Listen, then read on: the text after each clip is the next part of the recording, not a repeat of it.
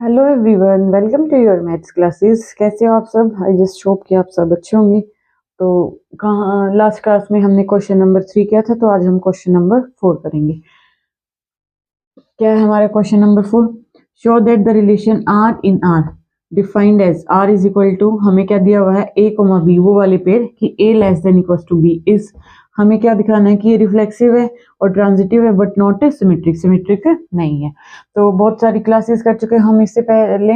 अगर आप पहली बार ये देख रहे हो तो इससे पहले वाली जो क्लासेस है वो देख के आना, तब आपको ये अच्छे से समझ आएगा। ओके, तो इज रिफ्लेक्सिव एंड ट्रांजिटिव। तो हमें क्या करना होता है, सबसे पहले रिफ्लेक्सिव चेक करते हैं हम। रिफ्लेक्सिव चेक करने के लिए हमारे पास क्या कंडीशन होती है, जहां पे भी हमारे पास बी दिया होता है उसकी जगह पे हम ए पुट करते हैं, ठीक है, और देखते हैं कि वो हमारी सेटिस्फाई कर रहा है या नहीं कर रहा है। अब हमें गिवन है कि A less than equal to B, तो जो ये वाला सिंबल है इसका क्या मतलब होता है, इसके में दो कंडीशन इंक्लूड होती है, या तो ए बी से लेस होगा या फिर ए बी के इक्वल होगा। अगर इन दोनों में से एक भी कंडीशन सेटिस्फाई करती है, या ये कंडीशन सेटिस्फाई हुई या फिर ये कंडीशन सेटिस्फाई, तो हम इस पूरी कंडीशन को क्या मानते हैं, ट्रू मानते हैं।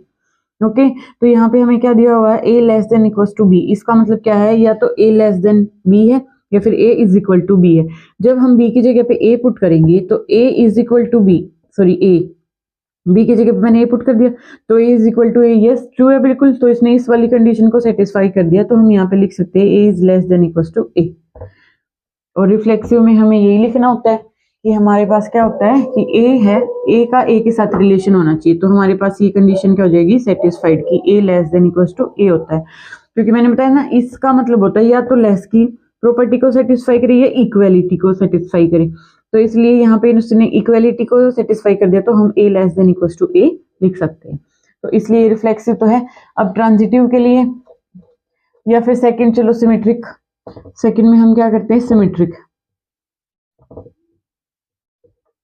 सिमेट्रिक में हम क्या करते हैं, ए की जगह बी, बी की जगह पे ए। तो यहाँ पे देखो, A less than equal to अगर बी है तो B less than equal to A हो सकता है, नहीं हो सकता। यहाँ पे देखो, ये 2 लेस देन इक्वल टू 3 है।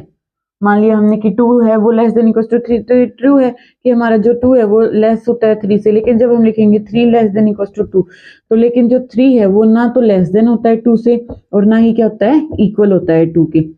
तो इसलिए ये हमारी कंडीशन को सेटिस्फाई नहीं करेगा, तो इसलिए सिमेट्रिक नहीं है, नॉट सिमेट्रिक। कोई भी एग्जांपल ले सकते हो आप, 4 5 का ले सकते हो।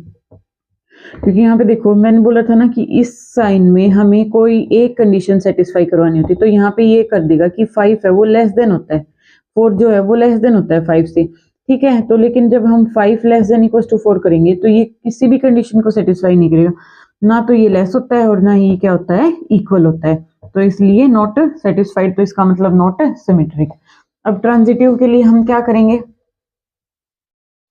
ट्रांजिटिव में हम क्या करते हैं, ट्रांजिटिव में क्या करेंगे कि A less than equal to B है, B less than equal to C है, ये हमारे पास क्या होती है, दोनों गिवन कंडीशंस होती हैं। अब हम कोई भी एग्जांपल लेके कर सकते हैं, या फिर वैसे ही मैं एक बारी डायरेक्ट समझाती हूँ, एक बार एग्जांपल से। जब हम इन दोनों को मर्ज करेंगे, हमें क्या ए और सी के बीच का रिलेशन ढूंढना होता है। अब यहाँ पे अगर मैं इनको एक लाइन में लिख देती हूँ तो देखना, A less than equal to B है, दूसरी B less than equal to C है। तो जब मैं इन दोनों को एक साथ कंबाइन करके लिखूंगी दोनों को, तो मैं क्या लिख सकती हूँ कि ए जो है वो तो लेस देन है बी से और बी जो है वो लेस देन है सी से। तो यहाँ पे दोनों, यहाँ भी लेस देन इक्वल टू का साइन, यहाँ पे भी लेस देन, तो इन दोनों के बीच में हम बोल सकते हैं कि A less than equal to सी हो जाएगा। एग्जाम्पल से समझाती हूँ। 2 है वो लेस देन इक्वल टू किससे है, 3 से है, और जो 3 है वो लेस देन इक्वल टू किससे है, 4 से। तो क्या हम ये नहीं लिख सकते यहाँ से कि 2 है वो लेस देन इक्वल टू 4 है, 3 से तो है ही है लेकिन 4 से भी तो लेस ही है, सिर्फ 5 से भी लेस है, 6 से भी लेस है, तो इसलिए ये ए कोमा सी इस कंडीशन को सेटिस्फाई करेंगे जो हमें ट्रांजिटिव के लिए चाहिए। तो इसलिए क्या बन गया, रिफ्लेक्सिव और ट्रांजिटिव तो है लेकिन सिमेट्रिक नहीं है। ओके, आई होप आपको समझ आ रहा होगा। अगर वीडियो अच्छी लग रही है तो लाइक करना और शेयर करना। Thank you so much.